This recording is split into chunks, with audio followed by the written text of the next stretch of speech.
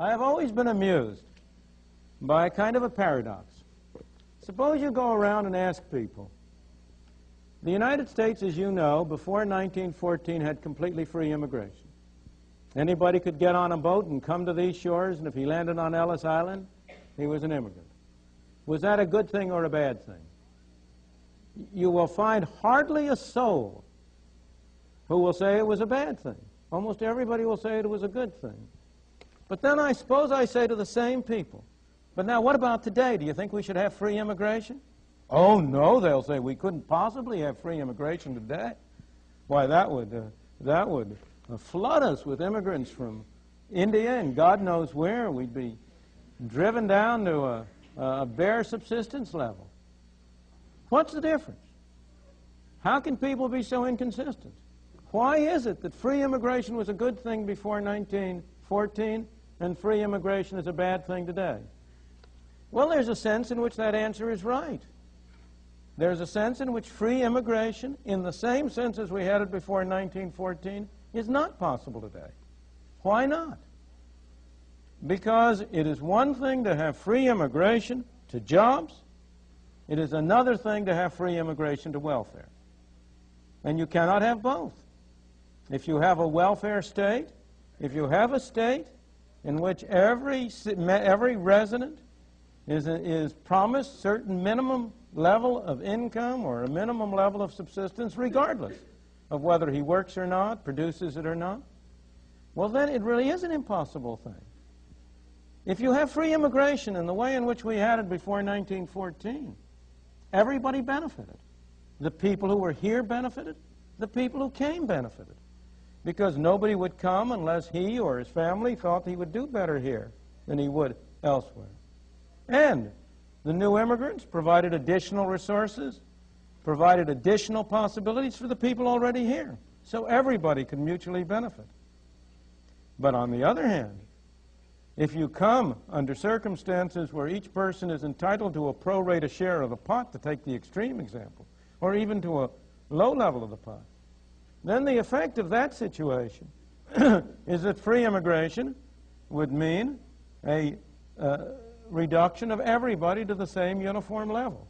Of course, I'm exaggerating. It wouldn't go quite that far, but it would go in that direction. And it is that perception that leads people to adopt what at first seem like inconsistent values. Look, for example, at the obvious, immediate, practical case of illegal Mexican immigration. Now, that Mexican immigration over the border is a good thing. It's a good thing for the illegal immigrants. It's a good thing for the United States. It's a good thing for the citizens of the country. But it's only good so long as it's illegal. That's an interesting paradox to think about. Make it legal, and it's no good. Why? Because as long as it's illegal, the people who come in do not qualify for welfare. They don't qualify for Social Security. They don't qualify for all the other myriads of benefits that we pour out from our left pocket into our right pocket. And so as long as they don't qualify, they migrate to jobs. They take jobs that most residents of this country are unwilling to take. They provide employers with workers of a kind they cannot get. They're hard workers, they're good workers, and they are clearly better off. If you ever want to know how what people prefer, the surest sign is how they vote with their feet. Then there is no doubt how the braceros vote. They vote to cross the border with their feet, on their feet, or in any other way they can, by the thousands and perhaps millions, for all I know. Illegal immigration is fascinating because it shows not only the main point I'm trying to bring out now, how interconnected are the various aspects of freedom, how interconnected is the problem of governmental arrangements for welfare and governmental arrangements for immigration and other things. But it shows a very different point that's kind of a digression. And that is how bad laws make socially advantageous acts illegal, and therefore leads to an undermining of morality in general.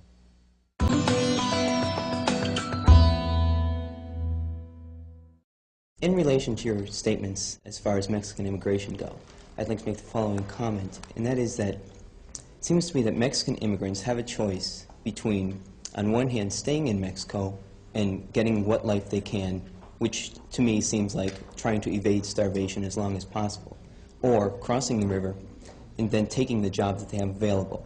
And what I'm wondering is this choice a choice at all, and is it not equivalent to the gun against the head that you were talking about as absent from the free... Who's holding the gun? The capitalists in Southern California who own the... On the contrary, it's in your image, it would be the Mexicans who are holding the gun. Well, because what denies them the opportunity in Mexico? There aren't enough capitalists in Mexico, as opposed to...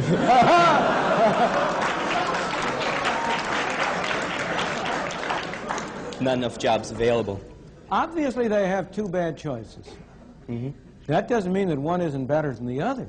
Well, and yeah, you I must agree. distinguish sharply between the somebody giving you a choice, which is not a very satisfactory one, and somebody imposing something on you. Nobody is holding a gun to the head of these people and saying they should come to California. They are coming there because they believe they can have a better life for themselves and their children. They can have a better one, yes, but is it a life... All right, as you said yourself, no American would like to do these jobs. No, it's not that no American would like to. Many Americans would be perfectly willing to if that were their only alternatives, but the Americans have better opportunities. Fine. How did the Americans get to have those opportunities? By being American citizens? Is that the point No, you're trying no, to... by initially going through stages similar to that which the Mexicans are going through. So You know, people don't come full-blown into the world. The nations don't come full-blown into the world with skills and capital and so on. That all has to be derived through a long historical process. I agree. And what's the alternative? If you say, well, we're willing to have the Mexicans in only if they can be supported at the level at which the Americans are supported, then you're condemning them to stay in Mexico. Mm-hmm. But isn't So it true... don't hurt them in order to help them. Isn't it true that the wine growers in Southern California would prefer to have these Mexicans working at the rate they are working at than they would to have Americans come in and demand higher wages because of the alternatives they have? They would prefer to pay lower wages rather than higher wages. You'd like to pay lower prices for the things you buy rather than higher prices. Of course. That's the whole system. That's exactly the system.